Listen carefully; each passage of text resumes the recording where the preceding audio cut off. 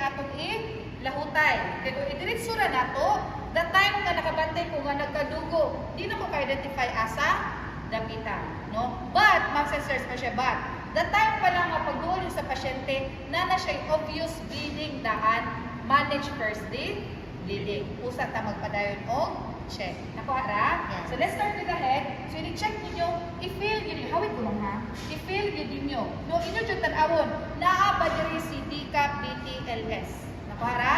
Kaya in the event nga wala, then wala. Proceed ko sa sunod nga part. Nakuha ra? Now, in the event, pag-check nimo, pagtanawon nimo sa gloves na ay dugo. So ako i-verify, as naman nakita ang source sa dugo. Let's say naka-feel ko og may laceration. So ako i-note nga ay naa siya'y laceration and asa nakita nga part. Since naman man siya, so ako ang i-manage. Kuwara, nya, pag-check nimo ay na siya'y bukol. Na ba na siya sa likap BTLS? Na siya sa swelling. So check na po mo ay na siya swelling, note na po mo. Kuwara.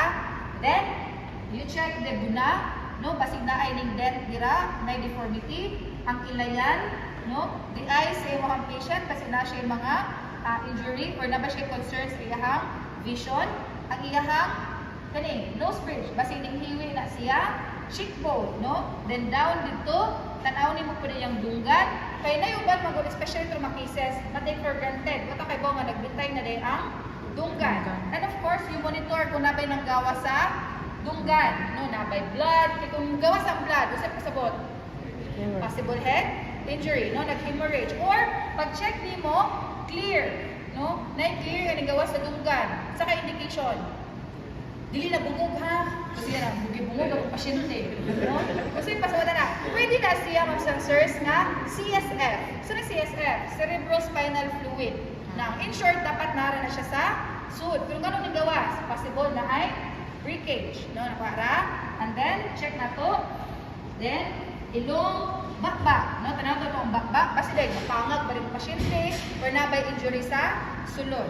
Then, the jaw part, no, liog. Check nimo diri sa liog, nabay ning burot dira, no, basin o possible na yung nag-distend nga jugular vein, and that indicates both possible head injury.